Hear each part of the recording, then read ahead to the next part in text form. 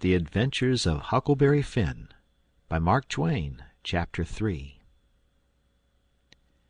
Well, I got a good goin' over in the mornin' from old Miss Watson on account of my clothes, but the widow she didn't scold, but only cleaned off the grease and clay, and looked so sorry that I thought I would behave a while if I could. Then Miss Watson she took me in the closet and prayed, but nothin' come of it. She told me to pray every day, and whatever I asked for I would get it. But it warn't so. I tried it. Once I got a fish line, but no hooks. It warn't no good to me without hooks. I tried for the hooks 3 or 4 times, but somehow I couldn't make it work. By, one day, I asked Miss Watson to try for me, but she said I was a fool. She never told me why, and I couldn't make it out no way. I set down one time back in the woods and had a long think about it. I says to myself, if a body can get anything they pray for, why don't Deacon Wynn get back the money he lost on pork? Why can't the widow get back her silver snuff box that was stole? Why can't Miss Watson fat up? No, says I to myself, they ain't nothin' in it. I went and told the widow about it, and she said the thing a body could get by prayin' for it was spiritual gifts. This was too many for me, but she told me what she meant. I must help other people, and do everything I could for other people, and look out for them all the time, and never think about myself. This was including Miss Watson as I took it. I went out in the woods and turned it over in my mind a long time, but I couldn't see no advantage about it, except for the other people.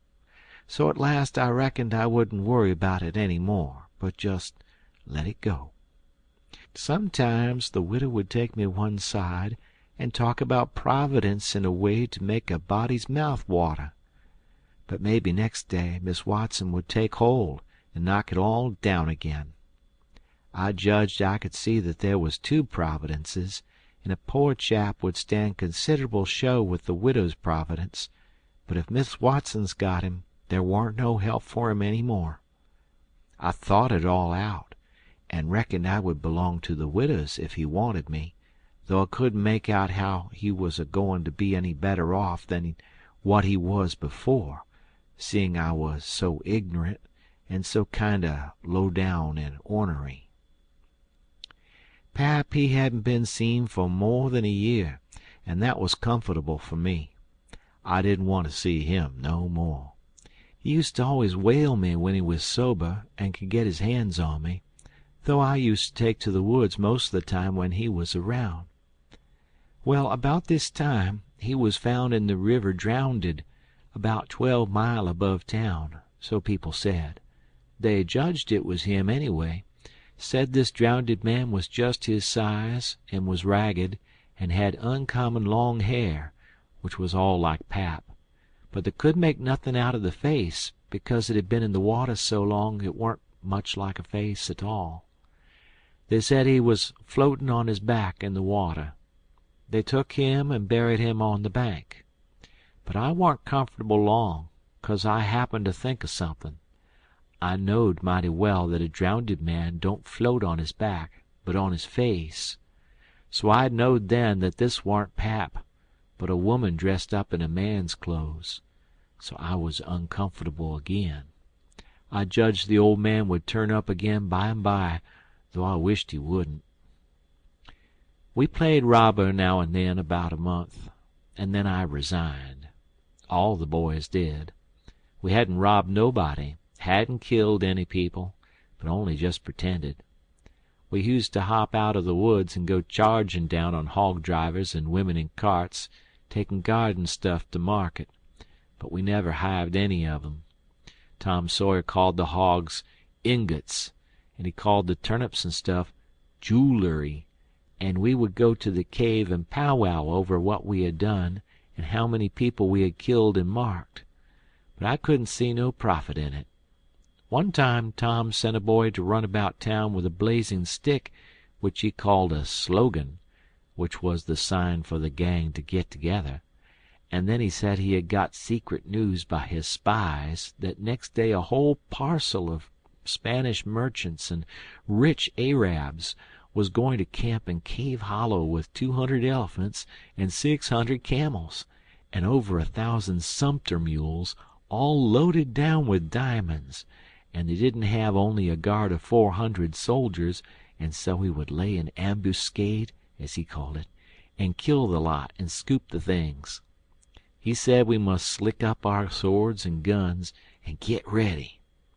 We never could go after even a turnip cart, but he must have the swords and guns all scoured up for it, though they were only lath and broomsticks, and you might scour at them till you rotted, and then they warn't worth a mouthful of ashes more than what they was before. I didn't believe we could lick such a crowd of Spaniards and Arabs, but I wanted to see the camels and elephants, so I was on hand next day, Saturday, in the ambuscade, and when we got the word we rushed out of the woods and down the hill. But there weren't no Spaniards and Arabs, and there weren't no camels nor no elephants. It weren't anything but a Sunday school picnic, and only a primer class at that. We busted it up, and chased the children up the holler, but we never got anything but some doughnuts and jam, though Ben Rogers got a rag doll, and Joe Harper got a hymn book and a tract, and then the teacher charged in, and he made us drop everything and cut. I didn't see no diamonds, and I told Tom Sawyer so. He said there was loads of 'em there anyway, and he said there was Arabs there too, and elephants and things. I said, why couldn't we see them then? He said if I warn't so ignorant, but had read a book called Don Quixote, I would know without asking. He said it was all done by enchantment.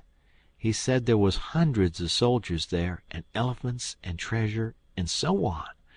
But we had enemies which he called magicians, and they had turned the whole thing into an infant Sunday school just out of spite. I said, all right. Then the thing for us to do was to go for the magicians. Tom Sawyer said I was a numbskull. Why, said he, a magician would call up a lot of genies, and they would hash you up like nothing before you could say Jack Robinson. They are as tall as a tree and as big around as a church. Well, I says, suppose we got some genies to help us. Can't we lick the other crowd then? How you going to get them? I don't know. How do they get them? Why, they rub an old tin lamp or an iron ring, and then the genies come tearing in, with the thunder and lightning a ripping around and the smoke a rolling, and everything they're told to do they up and do it. They don't think nothing of pulling a shot tower up by the roots and belting a Sunday school superintendent over the head with it, or any other man. Who makes them tear around so? Why, whoever rubs the lamp or the ring. They belong to whoever rubs the lamp or the ring, and they got to do whatever he says. If he tells them to build a palace 40 miles long out of diamonds and fill it full of chewing gum or whatever you want, and fetch an emperor's daughter from China for you to marry, they got to do it, and they got to do it before sun-up next morning, too. And more, they've got to waltz that palace around over the country wherever you want it, you understand. Well, says I think they're a pack of flatheads for not keeping the palace themselves instead of fooling them away like that. And what's more, if I was one of them, I would see a man in Jericho before I would drop my business and come to him for the rubbing of an old tin lamp. How you talk, Huck Finn! Why, you'd have to come when he rubbed it, whether you wanted to or not. What? And I as high as a tree and as big as a church? All right, then, I would come, but I'd lay I'd make that man climb the highest tree there was in the country. Shucks, it ain't no use to talk to you, Huck Finn. You don't seem to know anything, somehow. Perfect saphead.